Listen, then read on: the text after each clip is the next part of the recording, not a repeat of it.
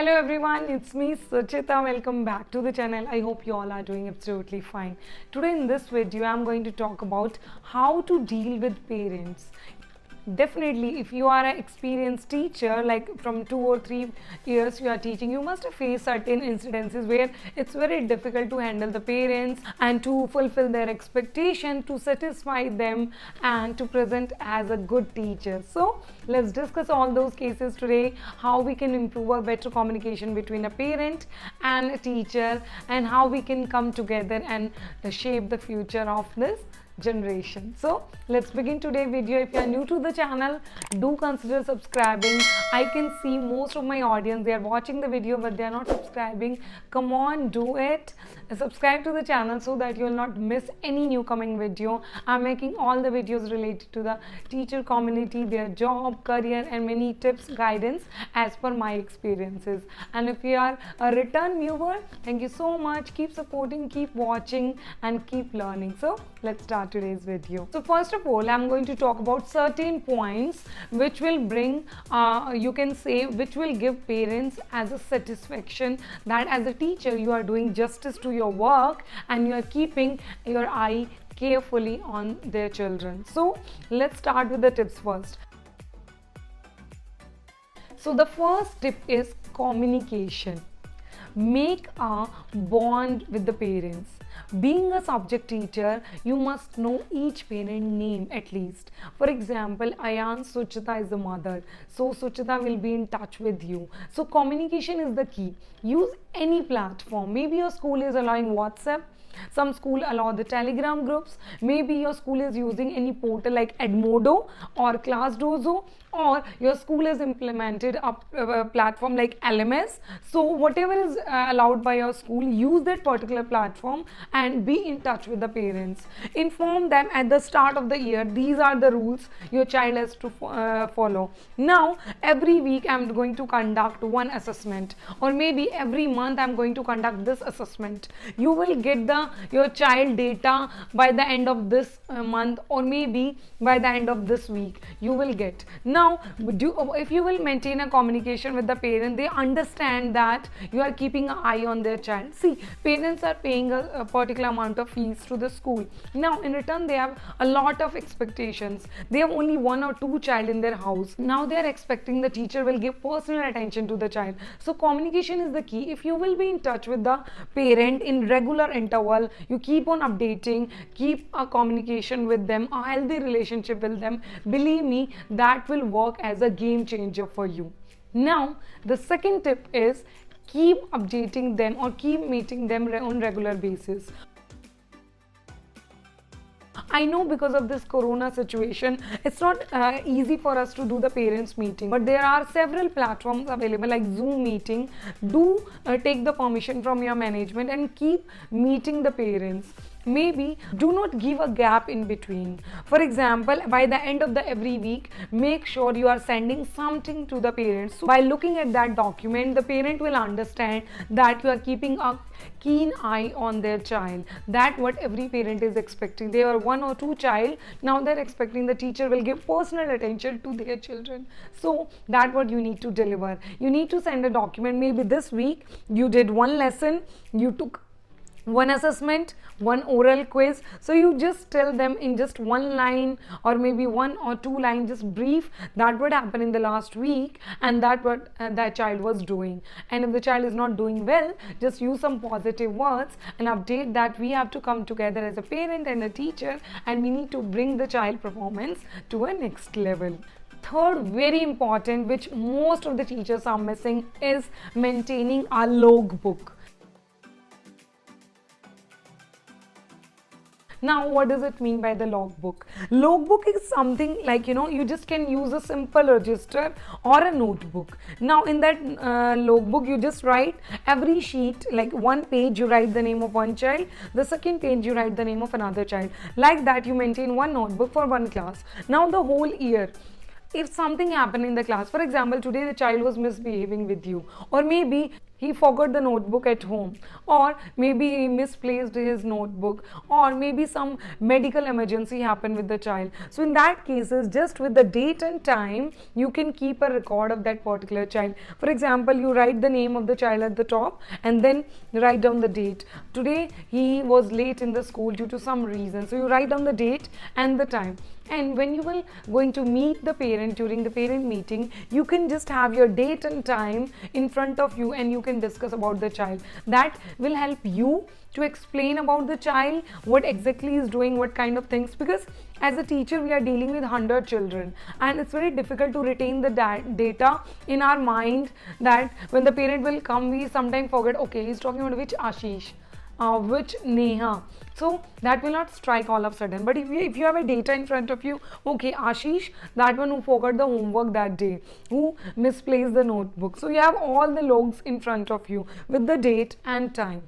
Now first you can update the parent in a better way, and secondly the parent will understand how keenly you are keeping an eye on the child and how personally you are giving the attention to the child. And believe me, that is the maximum a parent is expecting from the teacher. So maintain a good logbook with all the, just you can keep it there on the table or maybe in your drawer, or just you can take a thin notebook and you can carry along in the class every day with you. And the same time, if something happens, just summarize the date, time and summarize the incidents in 1 or 2 lines. Next one is keep written evidences. Now what is that? For example, something happened today and the child apologized to you. Now the children are have a different personality. They are different in school, in front of the teacher and their friends, and they have all of different personality at their home. So now if the child will do something, what you need to do, you just keep a written record of that. For example, the child will come, ma'am, I'm sorry for that incident, what I have done, I'm feeling guilty for that. He has done some mischief or naughtiness. So what you have to do, you just ask him to write the apology letter in written instead of doing everything orally. And if the child has not done the homework, you just write down the note and ask him to sign over there. Now sometime what happens, the children will lie in front of the parents because they are scared of the parents, and during the meeting when you will say that incident happened, so what the child will do, he will say, no miss, I didn't do that. No miss, I was not saying like that. Maybe you understood. So that's how they change, because they are children, they are scared of. So what you need to do, take everything in written. Now you have the written evidence where the child has written with his handwriting and his signature over there. Same you can do in the notebook also, where you will write homework not done. Ask the child to write in a line, yes, I have not done the homework because of certain reasons. So you can show to the parents that particular date the child didn't complete the homework, the child didn't do the assignment because of certain reason. In that way you can track that the child was saying right or wrong, and the parents will also get an idea what he was saying in the school, or maybe he's lying or he was explaining the situation in a different way. Fourth tip is keep school management in the loop. Yes, what happens sometimes, the child is troubling you a lot, his naughtiness, and you can say he's not doing good in the studies. So try to maintain the logbook, plus weekly or monthly if you feel that a certain child needs a particularly attention, so you can go ahead to the management and discuss that particular case. What happened in that case, for example, the parent will come and he start arguing with you. So the management is already aware about the situation, that you did mention about the child, and he is aware what all steps and what all efforts you have taken already. So for example, the parent is coming directly talking to the management, so the management has a evidence, the management has a answer to the parent question. In that way the parent will not be in confidence, and they will understand that whatever you are saying, the management is saying the same thing. So that will make a huge impact on the parent's mind. Last but not the least, include parent in every decision. Time to time send them the feedback form. See, now we are in this corona situation, everything is happening online. Parents are very much aware about the digital things, they are very much into their phones and laptops, even they are working from home. So now it's even more easier for you to maintain a relationship with them. What you have to do, weekly or monthly, according to your convenience, what you need to do, prepare a Google form just with 5 basic questions and send it to the parents and take their feedback. By that you will get an idea what parents are exactly getting from you, what they are thinking about your subject, what are their expectations. Because many parents, they are very much like, frank and come and put their suggestions in front. So include parents in that way. In that way, parents are feeling included. They know what the teacher is doing, how concerned and how much effort you are taking. For example, you are going to start a behavior chart in your class.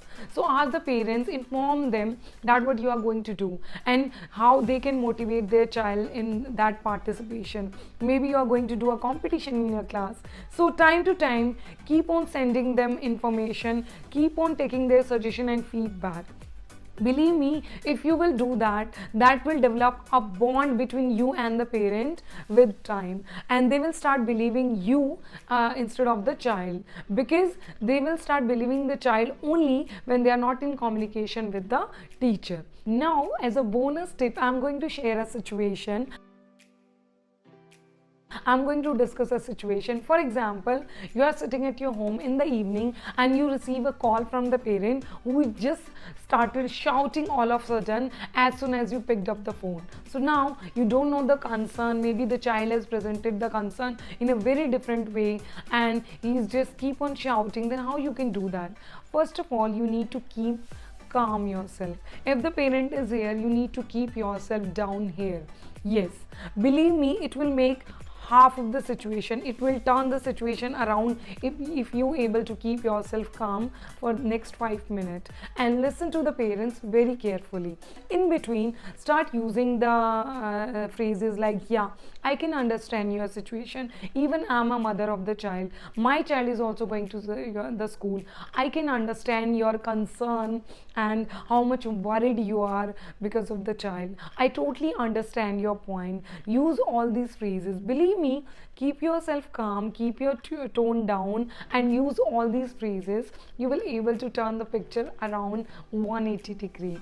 And then when the parent will come to your pace and he started listening to you, that time you will put the point forward. Till the time, keep yourself calm, be a good listener. Just try to make them understand you are equally concerned about the child. You say that child is, although the child is very naughty, but believe me, he is a good soul. As a parent, I can understand he is a very you can say kind and a smart child. He just needs little attention and he'll do miracle in his studies. Use all these phrases, try to take them in confidence and then put the situation through your view, through your point. So that's all for today's video. I'm sure you will get help if you will use all these points in your school, in your teaching. Let me know in the comment box what you are feeling. If any case happened with you as a teacher, share your experience with me in the comment box. And the next video, I'll shout out your name in my coming video. So that's all for today. I hope you will like the video. If you like the video till here, you watch it till here, give me a thumbs up and subscribe to the channel. That's all. Keep growing in your career. Thank you. Bye bye.